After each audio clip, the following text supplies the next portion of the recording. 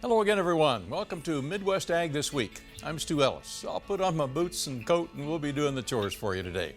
In our show, the trade ambassador who negotiated the agriculture portion of the Phase 1 agreement provides his perspective on its success.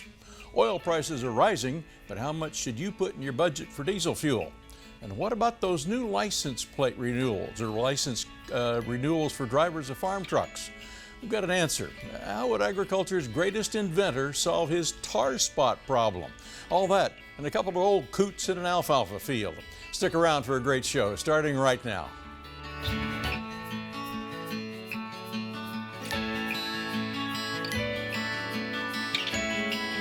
Welcome to Midwest Ag This Week with host Stu Ellis. Well, in recent days, economists have calculated Chinese purchases of U.S. farm exports required under that Phase 1 agreement. It was negotiated a couple of years ago by U.S. Ambassador Greg Dowd. I had the opportunity this week to ask Ambassador Dowd whether he agrees with the assessment those economists have come up with. The agreement was that what China was going to do had to be economic in terms of purchases.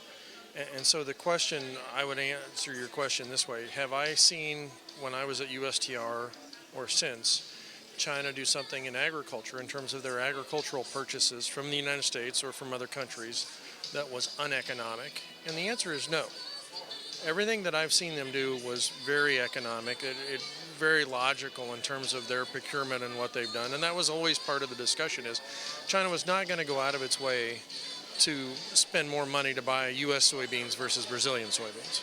There were a lot of other things that the U.S. would like China to have done. Biotech approvals and the variety of there.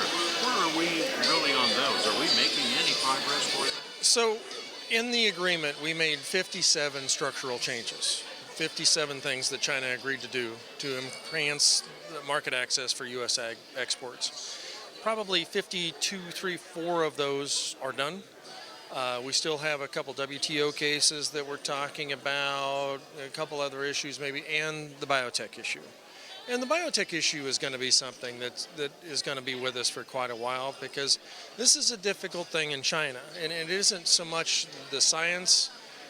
They understand the science. It's the same problems that we have here with the acceptance of the use of technology in agriculture, as some people want to go back to the way it used to be. And this was a conversation that I had with them, is to say, look, the United States is going to continue to use technology in agriculture, and we're not going to apologize for it. And we've got to work with China, and we're working with every other country in the world to progress in that regard. Great conversation with Greg Dowd. Are you ready for hyperinflation in the oil market? Darren Domi, managing partner of Powerline Commodities Group in Champaign, says it's a possibility this summer, pushing oil prices to $120 per barrel. Buckle your seat on diesel fuel prices. Well, if that happens, it's going to take diesel fuel prices on up with it, and that's probably going to equal to about $3.50 a gallon in futures market, which is probably going to be equal to about a $4.50 a gallon retail price. Okay, so now you said, what's the time frame for something like that?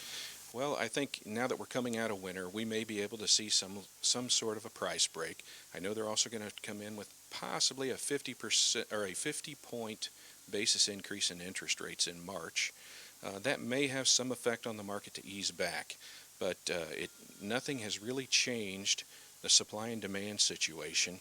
And as spring comes, seems like a lot of the mandates are being lifted, you're going to see a lot more people want to travel, and I think that's going to create an even stronger demand and tighter supply. Okay, so spring planting season for tractors and getting into that sprayer, that's going to be the first ding on the pocketbook. That's going to be if they don't already have it bought, it's going to be a big ding on their pocketbook. So I'd probably go ahead and get it bought. The market may correct down 20, 30 cents, but even 30 cents, and if you're burning 7 gallons an acre, that's $2.10 savings if you could capture it. But then I look for the market to continue to show strength into the summer months. Okay. How does one protect themselves from something like that? Well, first you could go to your co-op and do maybe a fixed forward contract for spring delivery, or you could even price another one out for your summer needs if you're more doing your spraying or hay crop type needs. And then you could even do one for fall for your harvesting needs, and get your fuel booked in with a fixed forward price contract. Spring needs, diesel fuel, weather. Water, yeah. Yeah, we got a lot of water. Yeah, there's some spots that have gotten a lot of water with the rain here recently. Other spots still dry. The drought monitor hasn't emptied out yet. No, but up around Peoria. Yeah, Peoria and northward. That's right. A little bit dry. A lot of spots to the south, though, especially with the rain we had this past week. We had some spots, 1 to 3 inches of rain in Illinois and Indiana, with higher amounts to the south there. Let's talk about the future, what we expect here. First off, rain going to be abundant for some spots here. Down towards southern Illinois, southern Indiana, likely over the next 7 days, another 1 to 2 inches of rain expected. Lesser amounts to the north, but there's a favorable pattern for a couple of systems that come on through. The first one, early to midweek, will likely be a rain event for most all of us here. The second one that comes mid to late week before the weekend, with colder air coming on, and that one may be another bit of a winter storm in here. We see a favorable path and picking up on some chances for some snow, perhaps. I'm suspicious that freezing rain may also become a problem for particularly the Thursday, Friday time period. It's a ways off. We'll focus on it, but we just know an active week is ahead. That doesn't look to be the case, though, the week after. The latest 8 to 14 day outlook. This will be from the end of February into the beginning of March here. Does show chance for below normal precipitation. That would include rain, sleet, snow, and ice. So lesser amounts than normal expected, but also a little cooler than normal. And again, that's February 26th through March 4th for the 8 to 14 day outlook here. That latest update coming in. The 30 day outlook, interestingly enough, we start thinking about March, and Stu, I think we start thinking about planting season coming up here, getting folks out in the field. March 2022, the latest projections are wetter than average here, and that's something that looks very familiar with a La Nina pattern, but also looking a little warmer than average here. So maybe, just maybe, Stu, once March rolls around, we can be done with the snow and the ice, and it's just on rain. But of course, we don't want too much rain this time of year. No. Chris Ayler probably would like to plant his soybeans up at Thomasboro probably before the end of February again. Yeah, I'm sure the heaps up in Elliott area, they'd be the same way. That's right. Yep. So some boys are going to want to get in the field as quickly as possible before that wet March. That's right. Doesn't mean necessarily, though, we can't get with that late season frost. Right. Still lots of things to think about. A lot of things could happen. CDL could happen too. We'll be back with more on that in a minute. Welcome back to Midwest Ag This Week. Earlier this month, federal rules began requiring fee-based training classes for prospective holders of commercial driver's licenses, CDLs. But transportation specialist Rodney Knittel of Illinois Farm Bureau says while farmers have many different rules to follow, they have an exemption from the commercial training requirement. And I think the important thing for farmers is with this entry-level driver training is to know that under the covered farm vehicle exemption, you can get your non-CDL Class A license, and with that, the entry-level driver training is not mandatory. It's only for CDL holders with a Class A or Class B license, or upgrading to a Class A or B license, or getting the hazardous passenger or school bus endorsements. And so there are some exemptions. You can go to school and get your training through the schools, or you can also become your own training provider. An employee can become their own training provider. And so if you want your employees to get the CDL, or an employee can be your trainer too. And so schools are not the only option for our people to get their to get the training. And I think that's an important message to get out to anybody in the industry, really, because there's not, when you go to a school, there's 160 hours. It's going to cost you some money. Those schools can be great training providers and great tools for a lot of people, but employees and businesses and farmers really can do their own training. We've always had to do training in the past. We've always had to train people.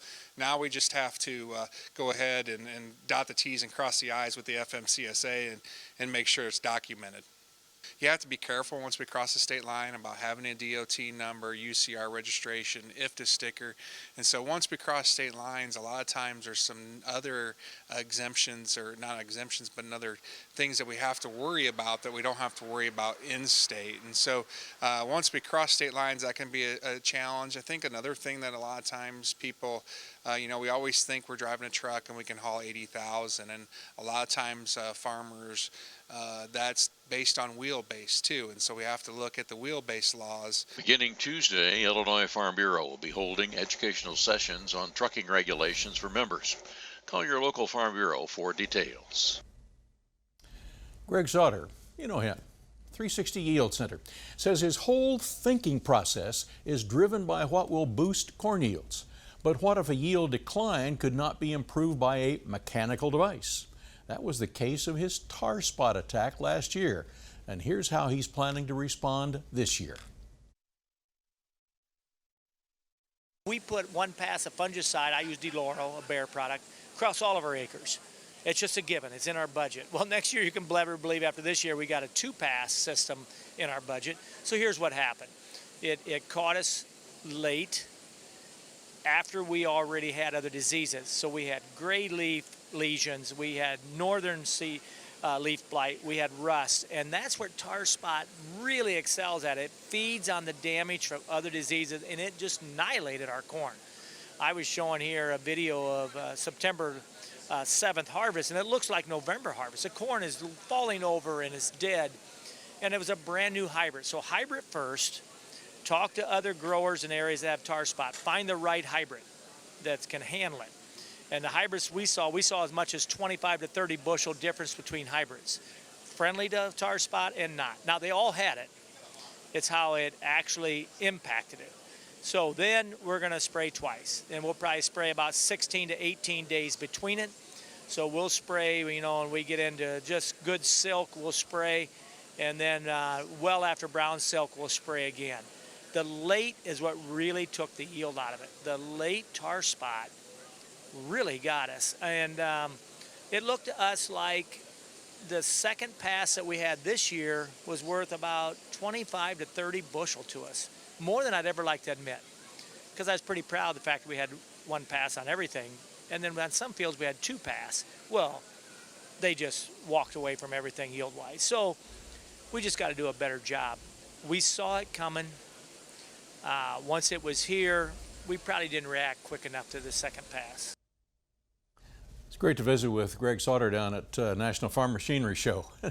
And we're still trying to get home from that event. But nevertheless, there's been a lot of events in the marketplace, and Kurt Kimmel of Bates Commodities is here with us. And good afternoon, sir. And well, good afternoon. Commodities gone wild. Tell me about it. I've been at the Farm Machinery Show for a while, and there are a lot of farmers that were excited both ways, I think. Yeah, a lot of volatility. Fallout from last week's reports, actually. The Brazilian bean crop came in at 134 million metric tons, and they still experiencing some weather concerns. Forecast still dry short term. There's some moisture in the horizon here. We'll see if we'll get it. But Argentina's number came in also low, about 45 million metric tons. And Argentina's really not had a big increase in yield or production for quite some time. So the world supply-demand balance sheet's tightening. The trade was eager to buy cheaper, plentiful beans in South America. That's just not happening, Stu. And we've got some challenges up here. We just talked about tar spot. That's hit some of the heart of the Corn Belt. We could see more tightness coming on. Yeah, worldwide and here domestically, we're going to be bidding for acres, acreage-wise. We got to get everything right this year because, as you hinted there, diesel fuel input costs are going to be fairly high, and guys are going to need some big yields and big prices to make the cash flow work this coming crop year. What's going to be driving the market this next week? How should we protect our risk? Oh, a bunch of things. Russia, Ukraine, South American weather. There's just a ton of things we got to watch. On the Russia-Ukraine deal, that's a rich producing agriculture area, as we know. But the thing is, if you go back to the Gulf War, when Iraq and Iran, the media showed us coming in on the beach, and Storm and Norman came in the back door. I think that might be the same strategy here. Everybody's watching the media. Something different might happen. But we've got the USDA annual outlook this coming week, and that might give the market some direction too, along with Russia and Ukraine relations. Well, I heard Ukraine farmers are going to have to pay about 150% of their regular production cost, just like we are. And so they're not sure if they're going to have all the acreage either. So, yeah, they've got a tough go. They got high input cost, risk. Are they going to be able to farm or not? Plus, too, there's a lot of potash that comes out of that area, too. So that's just going to add fuel to the fire. That's right. Kurt, thanks much. We'll see you in a few weeks. Take care. We're going to put up some hay here in a minute.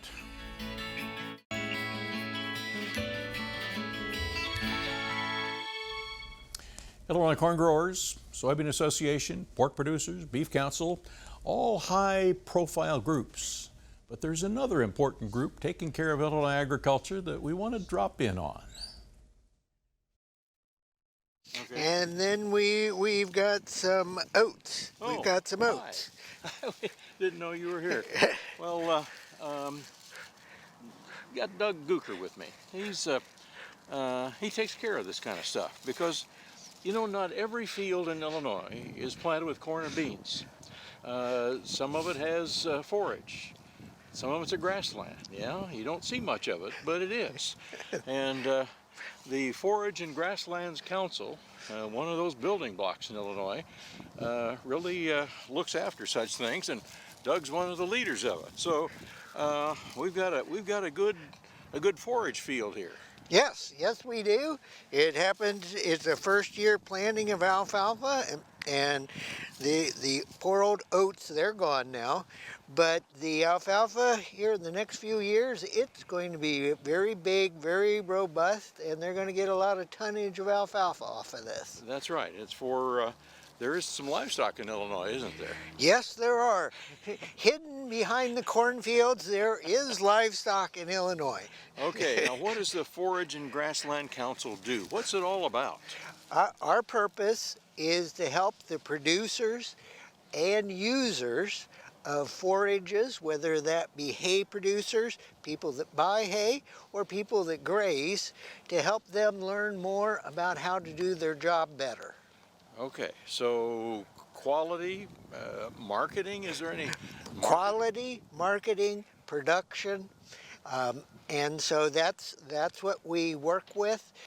Coming up in the summer every year, we have the Forage Expo, where you can, for people that make forage, they can kick tires on forage equipment and that type of stuff. And so, as well as we bring in speakers.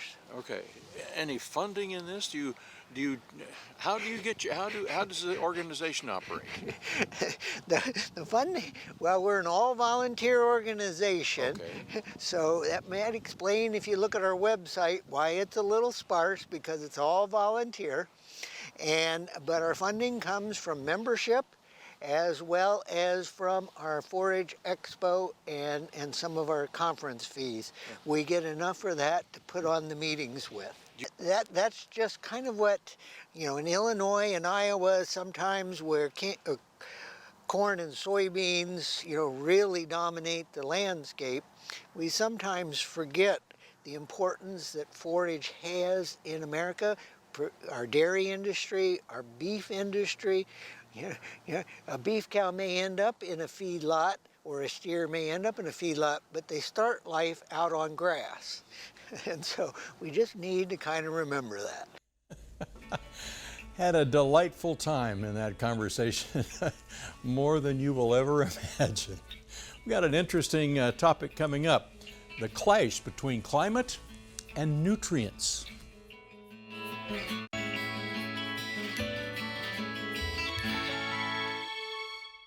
We might not be able to do too much to quickly reverse climate change, but farmers can develop a strategy to respond to it and protect their farms.